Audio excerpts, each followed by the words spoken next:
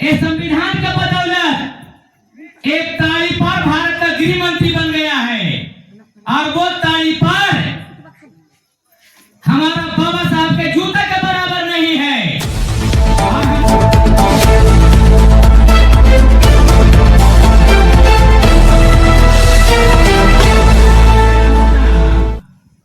तो आज हमारा जो देश का स्थिति है, इस संविधान के बदौलत एक ताड़ी पार भारत का गृह मंत्री बन गया है और वो ताड़ी पार हमारा बाबा साहब के जूते के बराबर नहीं है और हमारा बाबा साहब को अपमानित करने का काम करता है।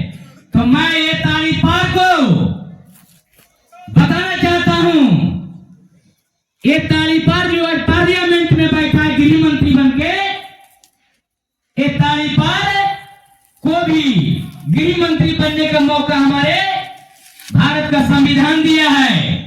और संविधान निर्माता, वर्ल्ड रत्न, महामानव, अंधों की आंख देने वाले, गूंगों की जुबान देने वाले, बहरों की कान देने वाले और गांधी को प्राणदान देने वाले हमारे बाबा साहब के बारे में इस तरह के जो बयान दिया है, मैं ताड़ी पार को कहना चाहता हूं,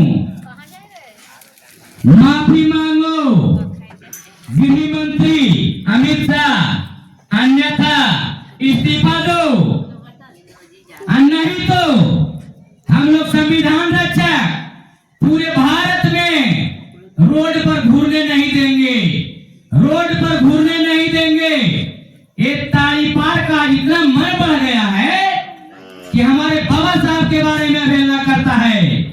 तो मैं इसको बता देता हूं, आज इस गांव में मीटिंग के माध्यम से ये ताड़ी पार को माफी मांगो, अन्यथा इस्तीफा दो, और नहीं तो पूरे भारत में हम लोग बहुजन रोड पर घूमने नहीं देंगे, रोड पर घूमने नहीं देंगे। क्योंकि जिस समय हमारे समाज को पढ़ने लिखने का हक और अधिकार नहीं दिया गया था, उस समय देवी देवता कहां गए थे? जिस समय हमारे पूर्वजों को कान में पिघला कर शीशा डाल दिया जाता था, उस समय देवी देवता कहां गए थे?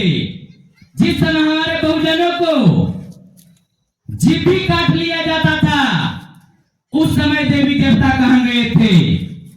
जिस समय हमारा बहुजन अगर देख लेता था तो उसको आंख में गरम सीख डाल दिया जाता था, उस समय देवी देवता कहां था? हमारे पूर्वजों को पढ़ने लिखने का हक और अधिकार नहीं दिया गया, उस समय कहां गए थे? हमारा देश में परिवर्तन आया है तो सिर्फ बाबा साहब डॉक्टर भीमराव अंबेडकर जी का देन है कि भारत में परिवर्तन हुआ है। मैं बताना चाहता हूं, भारत को आजाद होला 75 वर्ष हो गया है। अब 75 वर्ष में मैंने देखा इतना परिवर्तन हो गया है कि आज हमारा भारत कहां से कहां पहुंच गया है। लेकिन अगर हमारा बाबा साहब कुछ दिन पहले आए होते तो आज हमारा भारत इस तरह से विखंडन नहीं किया जाता। हमारे महापुरुष चक्रवर्ती महान सम्राट अशोक पूरे भारत को अखंड भारत बनाने का काम किए हैं और 84,000 स्तूप बनाकर पूरे भारत में बौद्धमय बनाने का काम किए थे हमारे चक्रवर्ती महान सम्राट अशोक। और हम लोग उन्हीं के वंशज हैं। जुल्म, शोषण, अत्याचार, भ्रष्टाचार, बलात्कारी के विरुद्ध हम लोग लड़ाई लड़ते हैं और जनता को न्याय दिलाने का काम करते हैं। मैं बताता हूं, जो व्यक्ति सच को सच नहीं बोलता, जो व्यक्ति गलत को गलत नहीं बोलता, जो व्यक्ति सच कहने का हिम्मत खो दिया है, वह व्यक्ति जिंदा मुर्दा है, वह व्यक्ति जिंदा मुर्दा है। क्योंकि सच कहना अगर बगावत है तो मैं बागी हूं, करता रहूंगा। इस बात को जानना पड़ेगा। मेरे भारत के बहुजन सिर्फ है जागने की देर। जिस समय भारत का हमारा बहुजन जाग गया, ओबीसी एससी एसटी अल्पसंख्यक माइनॉरिटी वाले लोग जाग गया, उस समय समझ लेना ये भारत की सत्ता बहुजनों के हाथों में होगी, बहुजनों के हाथों में होगी।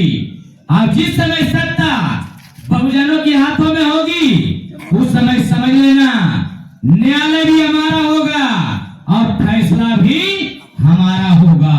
इस बात को याद रखना है।